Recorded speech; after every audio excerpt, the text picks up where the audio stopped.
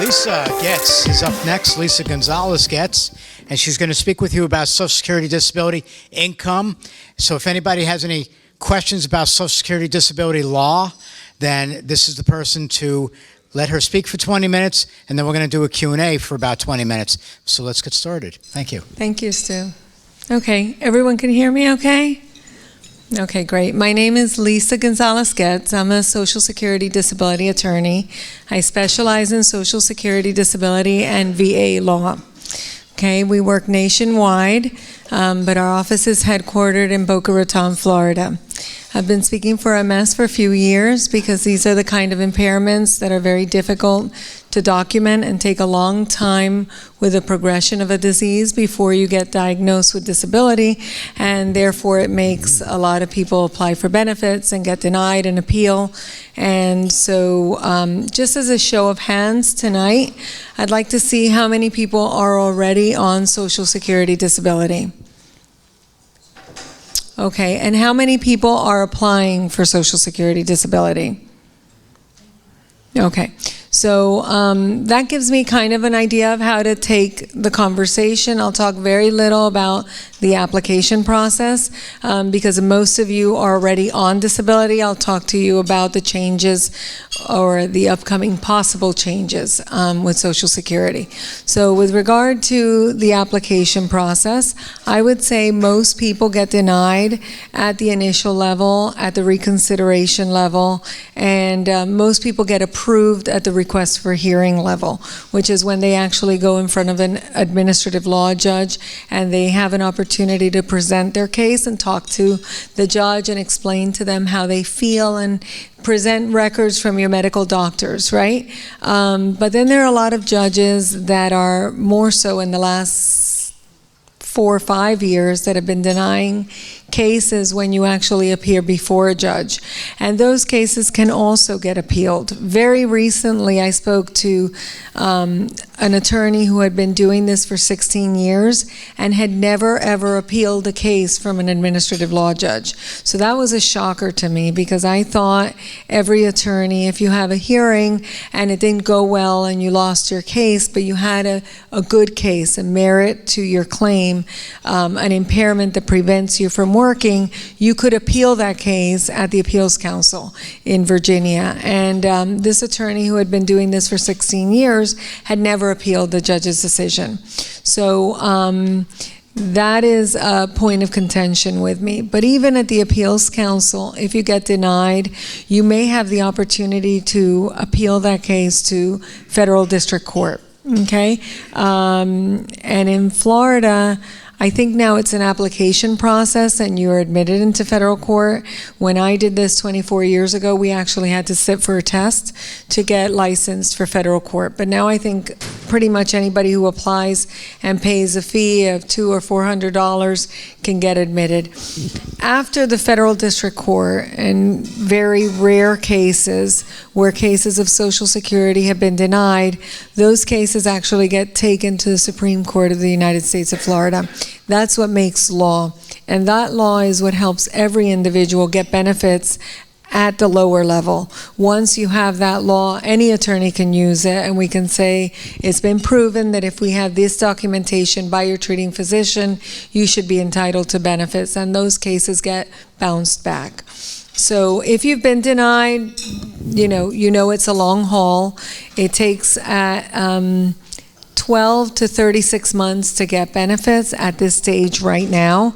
In the state of Florida, we have judges from Tennessee that are actually taking video hearings in Miami and Fort Lauderdale in an effort to expedite the case. And it's a combination of more cases than ever. It's a combination of more denials than ever, so people are appealing it. And it's also a combination of federal employees doing less work than ever. So my Office of Adjudication and Review in Fort Lauderdale, as an example, had a period of time where they were not taking hearings on Fridays because a lot of the staff and the judges were working out of their home. So that cut 4 days a week of hearings in a month, which is almost a week of hearings in a metropolitan area. So those things have really slowed down the process. Nothing you can do about that. Somebody just now this evening said to me, you have to help me get the benefits quicker for my family member because they really need it. And I'm like, honestly, I can't make a difference other than win the case. I can only expedite a case on people that are dying or losing their home. And for that, we need documentation. So what's going to happen, that's a good segue into what's going to happen in the new administration. We're closely approaching a new administration. Everything that has to do with Social Security disability is a knee-jerk reaction with Washington, D.C., okay? It sounds tenuous. A lot of people get upset with me when I say contact your senator, contact your congressman, your representative. People think it's just a way that attorneys like to push people away from having an answer. But the truth is that when the government shuts down in D.C., Social Security benefits get stopped. It's a federal program. So it's a nationwide federal program that actually services any person who's worked in this country, overseas included, that is disabled, right? So if a person is disabled and they live in any state or in any part of a U.S. territory, Guam, American Samoa, the Meridian Islands, or in South America or Europe, they have paid into the system and they're disabled, they qualify for benefits. If D.C. has a snowstorm and their offices are closed, anybody who's waiting for a check other than a person who's already on benefits is going to have a delay in their check. Anybody who's waiting for Social Security benefits or on a review, Social Security offices close with a snowstorm, with furlough, with budget cuts. Things happen. So it is a knee-jerk reaction, anything that happens in D.C. I don't proclaim to be a fortune teller with what's going to happen, but I do anticipate that the system will be a lot more streamlined. And the hope is that it becomes more efficient.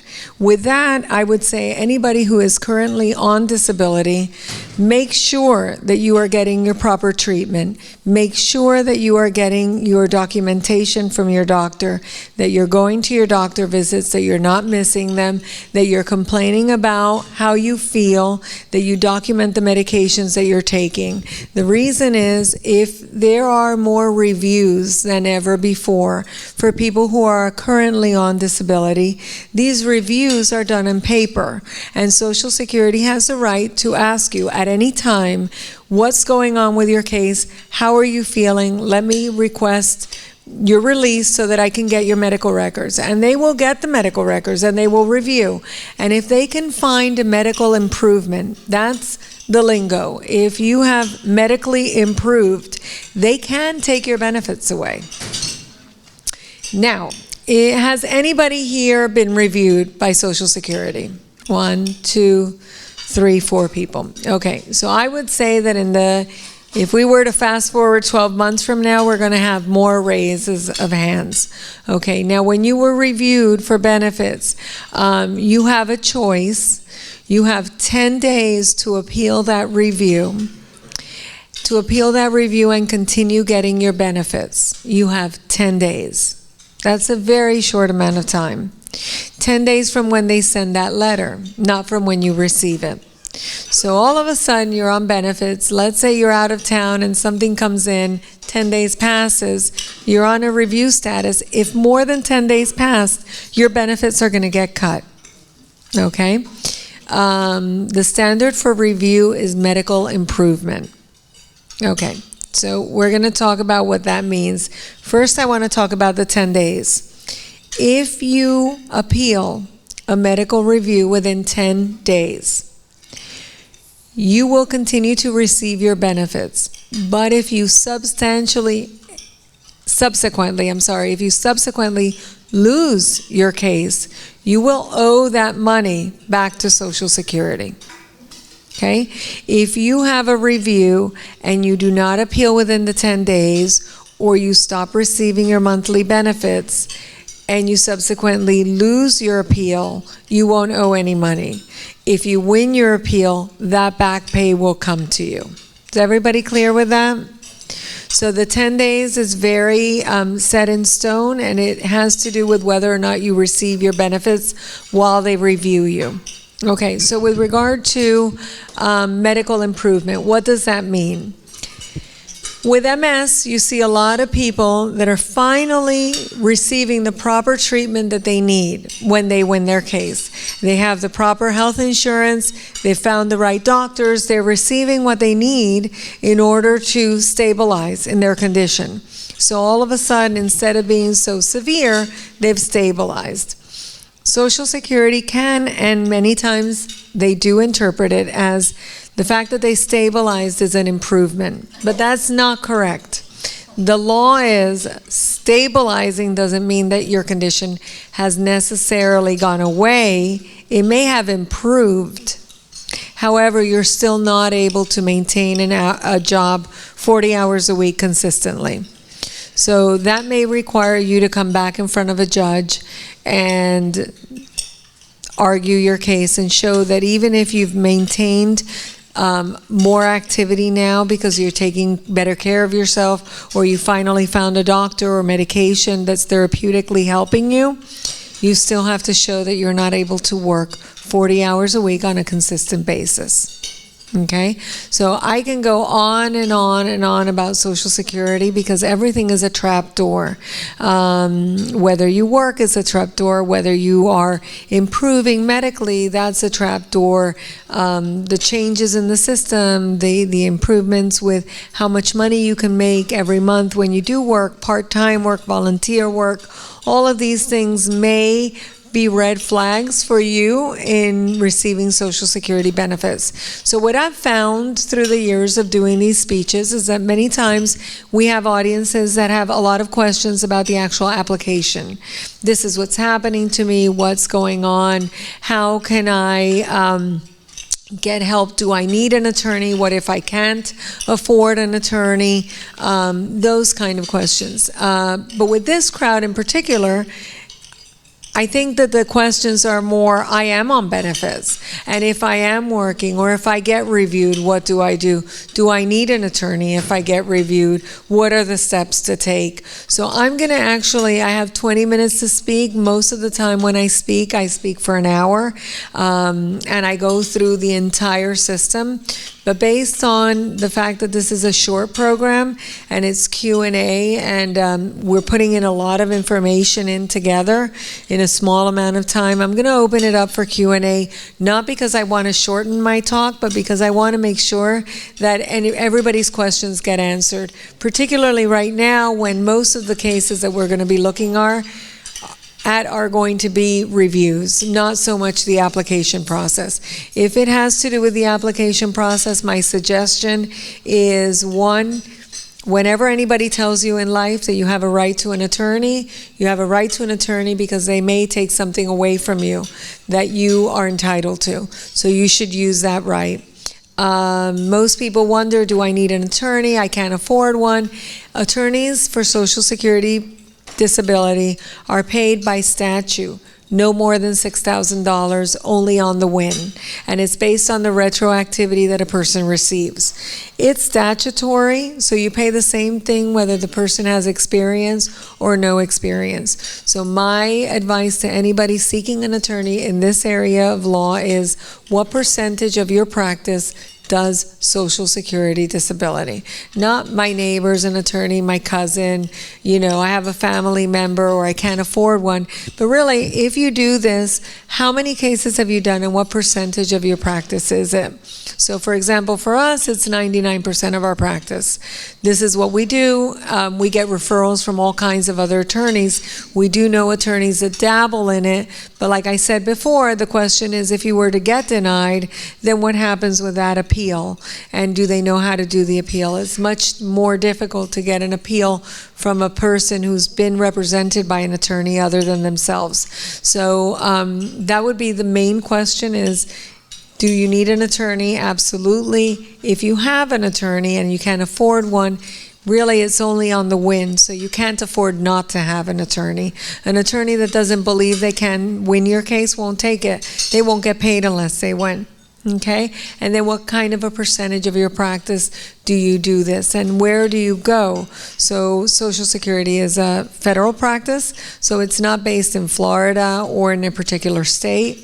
It's nationwide, so it's important to know how other circuits deal with Social Security and disability, what the standards of review are, because those kind of things help make an attorney better and a little more polished, with refined on how to answer and cross-examine the questions posed by judges or medical doctors or vocational experts that are present at the hearing. So I can go at length into what goes on to developing a case and getting it ready for a hearing, but I think more than anything, I'd like to answer questions for anybody that may have currently benefits and they're concerned about what they're doing, what may be a risk, what they should be aware of or alarmed about. So I'm going to open it up to questions. Stu's not here, but I'll walk around with the microphone if need. Okay, they're getting the microphone. So I guess that's it for me right now, unless you guys have any specific questions for me. All the way in the back. Yep, thanks. My legs are giving out. Exercise. Yes. You need a Fitbit. I need an extra moment anyhow. I'll turn on the mic.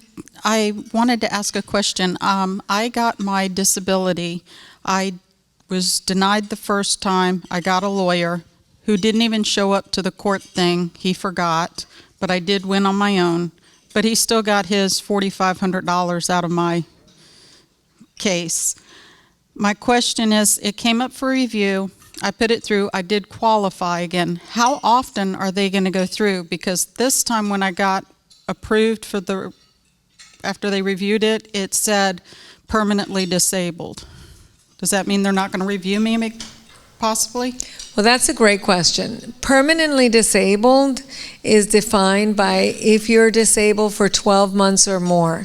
Any person receiving Social Security disability is considered permanently disabled. So permanently disabled has a lot of different connotations. For workers' comp, it's a percentage. For VA, it's a percentage. For a personal injury case, it's something else. Short-term disability, long-term disability. But for Social Security purposes, you are permanently disabled. That does not mean that they can't review you. It's a double negative. They can review you. They can review you anytime. Okay. The question is, how often do they review? They told me every 2 years when I first was approved is the possibility, 2 to 3 years. When were you first approved? In 2013 is when I became disabled or noted, and they had given me a date for court like 3 years back, but I contacted our senator and they moved it up to 1 year from my date of disability. And I was approved pretty quick at that point. In fact, my lawyer was like, how did you get it moved up? Have you been reviewed? Yes, and I was approved again.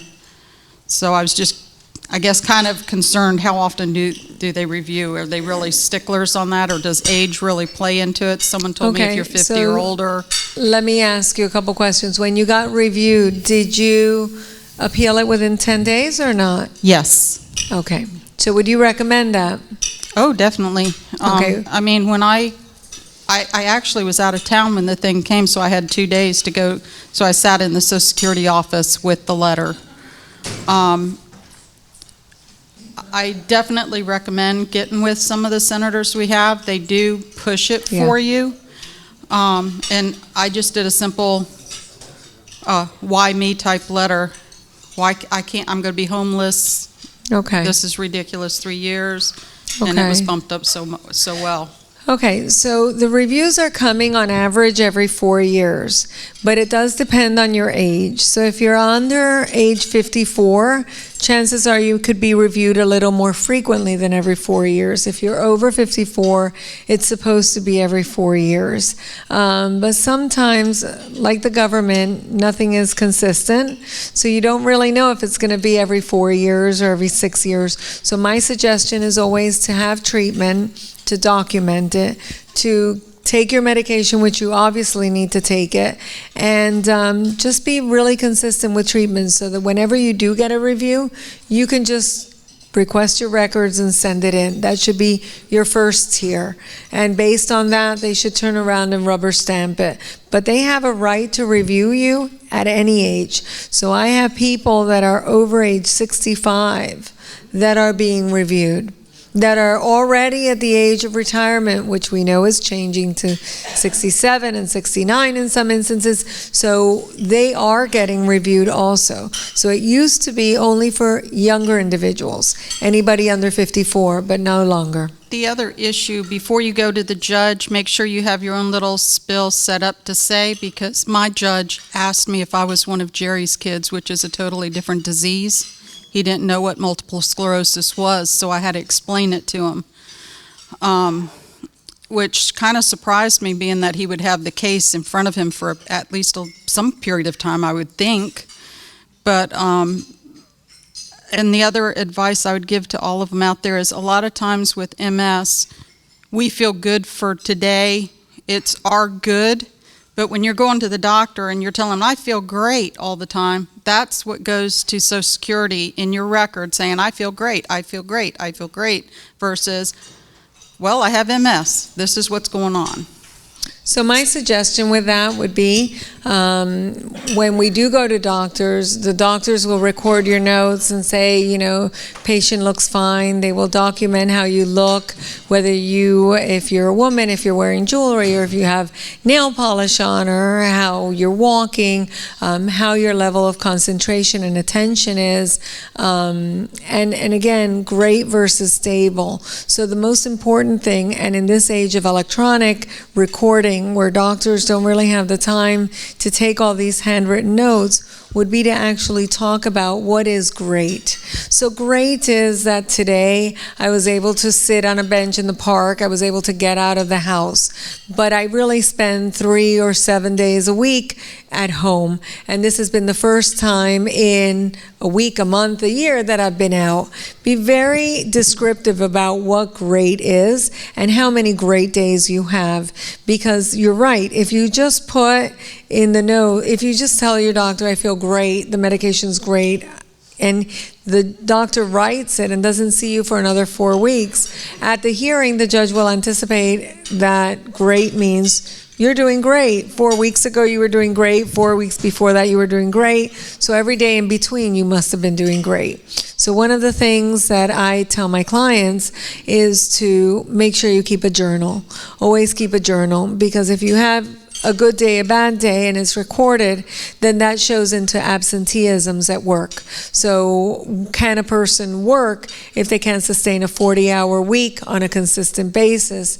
It's been clear through case law that 2 days a month or more precludes permanent employment. So that's the kind of thing that with a journal can get into a hearing.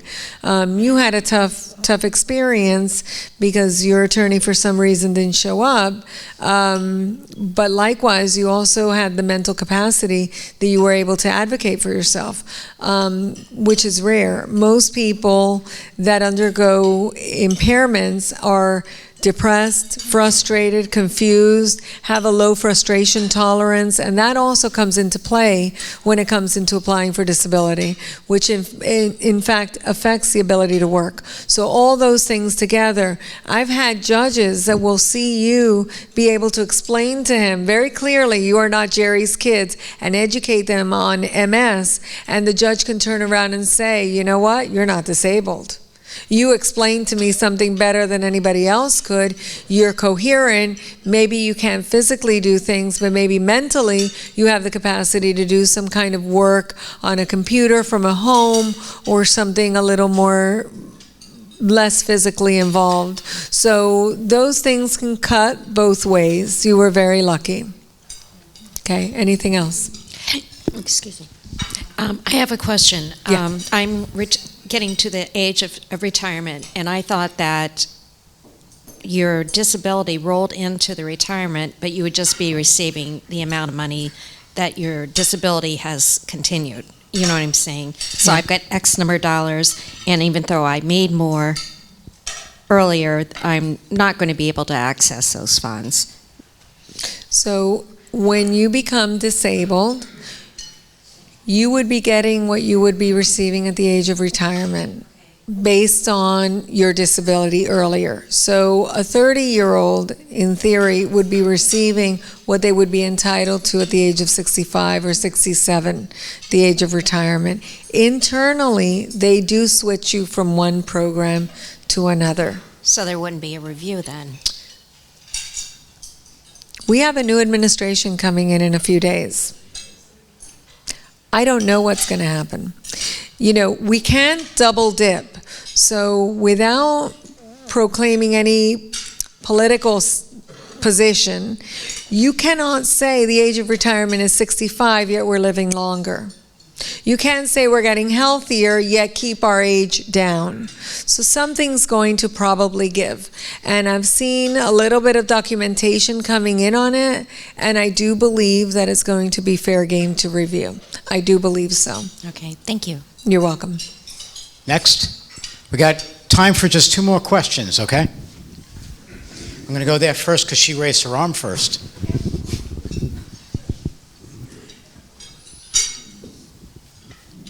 Is it possible that someone has never been reviewed? I don't It think is. she's ever been reviewed. It is possible. Oh, okay. Sometimes the review comes in the form of a letter from Social Security asking you to sign a form, which is a medical release form, and they'll request the medical records. And based on looking at these records, they may choose not to review. Okay? There are also some pockets in the United States where they're just very overworked with claims that are pending, and they don't have the manpower to handle the reviews. Thank you. You're welcome. Last question. Swallow.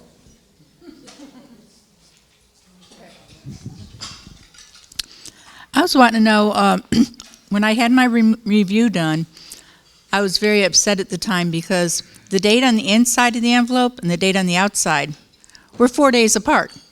So I actually received my letter the day before the 10 days were up. So I took it to Social Security office raging. I also brought a copy of my disc that showed how many lesions were on my brain and everything. But anyway, I went to Social Security office right away, got that taken care of. Well, since then, I found out that I don't have MS. I just found that out this past week.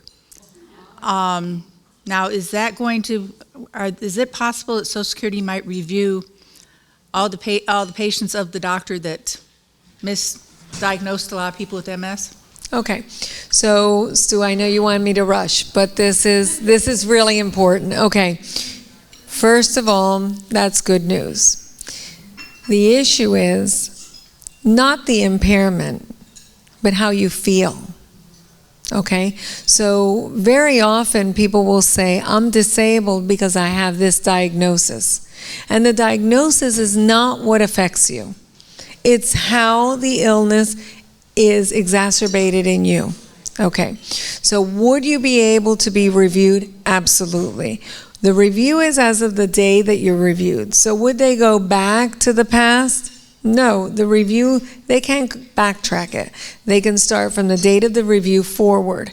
And then they could say, well, you don't have MS anymore. Your records are showing that you don't have it. So you're fine. You should be able to go back to work. And then the question is, I still have my lesions. I still have problems ambulating with mobility. I still have problems getting ready and getting through my day. I am not able to work. Okay, so it's not the diagnosis that disables us. Plenty of people with MS still work. It's how the illness affects us. Okay? Thank you, Lisa. Now, for everybody that wants to know, let's thank Lisa first. Go ahead, thank you. First, we're going to have Dr. Gold up. But Lisa's going to still be here. She's going to be here for the night, all right? So